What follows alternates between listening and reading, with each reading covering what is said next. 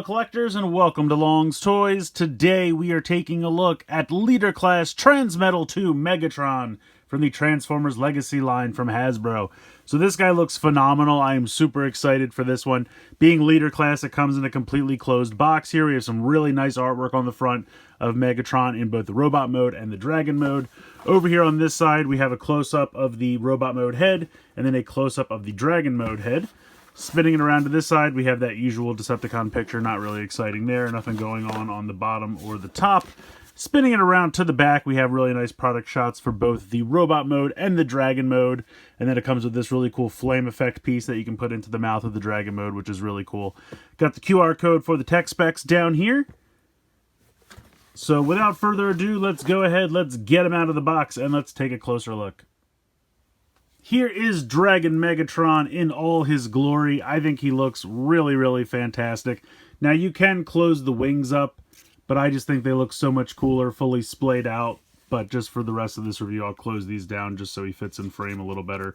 But I love the look of the wings just completely splayed out. I think that looks really cool, but you can tuck them back. You can also kind of bring them back a little bit on this hinge. So if you kind of want them a little bit more out of the way in robot mode, you have that option as well. The head sculpt looks fantastic. Let me zoom in here a little bit. You have these really nice purple metallic eyes there. You have this silver painted face with a really fun kind of like grizzly expression there with those teeth. Really nicely painted. You have that little bit of gold here. You have the translucent dome just like the original toy. The chest here also really nicely painted. You have the dragon hands kind of clasping at the sides of his chest, which is really cool. Translucent little jewel there in the center. And then you have this giant dragon head arm, which looks phenomenal. The dragon head is also fantastically painted. Look at all the different teeth and the horns. All really nicely done. The mouth can open, and you can go ahead and put the flame effect in there. We'll check that out in a minute. Now, this is a fully articulated arm, so this is a ton of little ball joints. There's 1, 2, 3, 4, 5, I believe, ball joints. So you can get a ton of posability out of this. You can turn these however you want. If you want to kind of pretend he has like an actual elbow, you could kind of turn this one and do something like that. Of course, you also have a really nice ratchet here in the shoulder. And then you can bring this up and turn these around however you'd like. So you can pretend he is firing. And we'll just go ahead. Where did I put that? Now I can't find the effect piece. Here it is. So you get this really nice giant flame effect piece, which is really nice solid plastic. You can go ahead and peg this into the mouth here. Let me line this up. And there you go. It looks like the dragon head is firing, which is really, really cool. So you can kind of do a pose like this. And honestly, I could even do, let me see if I bend this up here. And that way I can kind of turn this around so I don't have to have it like completely outstretched. You can do something like that. That's really cool. I like that a lot. I love all the posability in the neck of the dragon. All the individual ball joints are very, very cool. You can kind of have him like talking to himself. That's really fun. Over here for kind of the standard arm, you have a nice ratchet here as well. You have a hinge out to the side. You have a bicep swivel. You have a double jointed elbow because of transformation. Unfortunately, also because of transformation, you do not have a wrist swivel for the normal hand. The directions say that he can also hold this as a weapon, but I'm having trouble getting this to actually click into his hand here. There we go. That looks kind of goofy to me, I'll be honest. If they gave some kind of like little hilt accessory that I could plug it into and then put it into his hand, and then it would look like a flaming sword or something, that might be cool.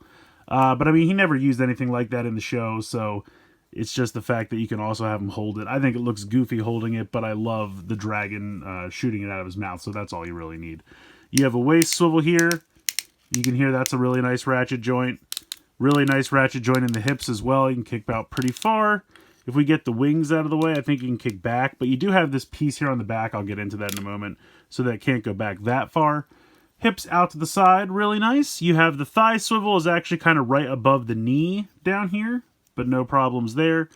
You have, I would say, over 90 degrees. Again, because of transformation. But that's really cool. You have ankle tilt here side to side. All of these claws down here are really nicely painted gold on both the front and the back, which is really cool.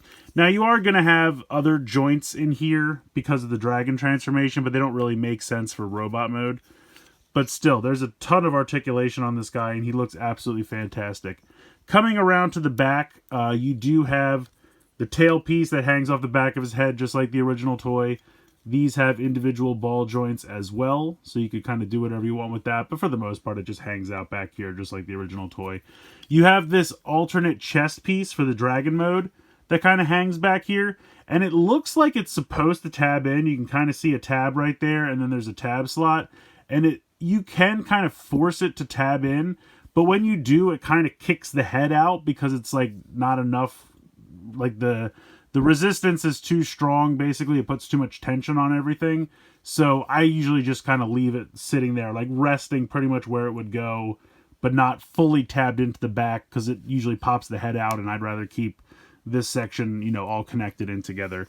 But yeah, he's really, really cool. I love this guy. I got to put these wings out again just because I think it looks super cool having these out. Now you have this purple paint on the back, which I think looks really cool. I kind of wish that was on the front, but either way, those wings look great. Dragon Megatron looks fantastic. They did a really nice job with this. I mean, he just has such a commanding presence there. I love it. I think they did such a good job. So much articulation. The paint applications look amazing. The translucent, but not super translucent wings look great. He holds together pretty well, pretty solid. He's not super back heavy, so he stands really nice. Great articulation. I don't really have anything to complain about the guy, honestly. He's pretty phenomenal. Transformation for this guy is not that difficult. It's kind of simplistic, but not like overly simplistic that you're upset about it. So I'm going to start, you're going to take the Megatron head and actually slide it back. And it's a little difficult to do, but it'll actually just slide back there like that. Now it's going to kind of pop stuff apart. So we can go ahead and start by kind of bringing this down. This whole piece is going to pop off and kind of accordion back like this. And you want to kind of bring this down and then have him kind of look at that gold piece right there and then just kind of leave that there for now. So we're going to bring the chest piece down. You can see that the dragon arms have kind of been hanging out in there because they are clasping at the chest there. So you're going to unpeg these. They're kind of loosely pegged in here. You can see that there is like the tiniest tab on the inside of the claw, and that was tabbed in right there. So you're just going to unpeg those like that, and then you're just going to kind of swivel these around, and you're going to flip these out to the side like this, and then you can just kind of position the arms however you want. The directions spend a lot of time telling you how to swivel the hands out, but it doesn't really matter. You can kind of just put them in whatever configuration you want. So just kind of make sure that they come out and are just hanging out there for the time being. We're going to flip these pieces down. You have these little side pieces here that just kind of fill in the empty space, which is really nice. So we're going to flip them down just to get them out of the way. We're going to take the arm, and you can see that there's a tab there on the forearm, and that is going to tab in here on the shoulder pad. So we're going to bring this up on that double jointed elbow, and then we are going to tab that in. And then we are going to fold down the hand. And then this whole section is going to fold in. And there's actually a tab right here, which is going to peg in right there. So this is going to come in. And we're going to want to actually bring this gold piece out first. So bring this in. Straighten it out. There we go. And then there you go. That tabs in. Now the gold piece will kind of fold over the hand. Then you can position this up. And then this whole section is going to swivel up like this. And then you're going to close those side pieces back up. And then you can see that there are little tab spots here and here. And they are going to tab onto these little tabs right here. So as you bring this back up, you want to make sure that those tab in on the sides. I think that's all in.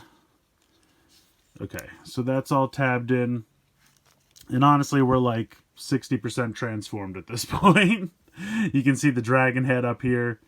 So at this point, we're going to come down here. We are going to bring the legs up. We are going to use those joints I showed off earlier in the shins so that these can come up, and then bring these back down like so. So up, back, fold the feet forward. Then you're going to split this crotch piece in half.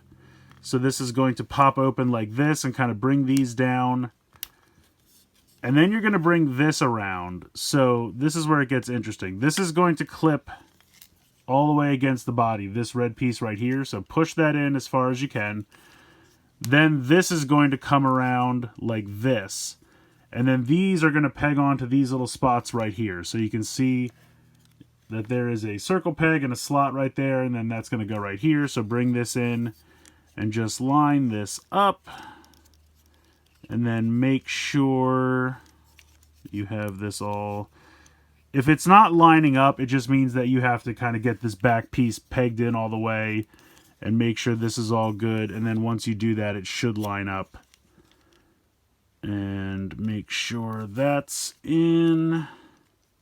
There we go. So once those are all pegged in, you're going to bring this chest piece up. And then there are these two tabs right here and here. And they are going to tab in where the claws were tabbed into. So this is going to come up. And then just peg in right there. And that just kind of covers up the robot chest to make it look a little different. And then you just bring the tail back and kind of just position the legs how you'd like. Something like this. And then we can position the wings. And there we go. There is Dragon Megatron. Again, I think he looks really fantastic. They did a great job here. Holds together very solidly. He's very nice. I mean, like I said, the transformation is not super intricate. I mean, the legs, you barely do anything except just kind of fold them differently. But it's fine. I have no problem with that. It makes total sense. The original toy was fairly similar. If I remember correctly, the original toy had like a weird piece that you had to flip around, and there were a lot of clearance issues, I remember. Nothing like that here. This one's very simple. I mean, you're basically just kind of switching the arms and rotating the dragon head up, and then kind of bringing the head around to be the tail. That's really all you have to do.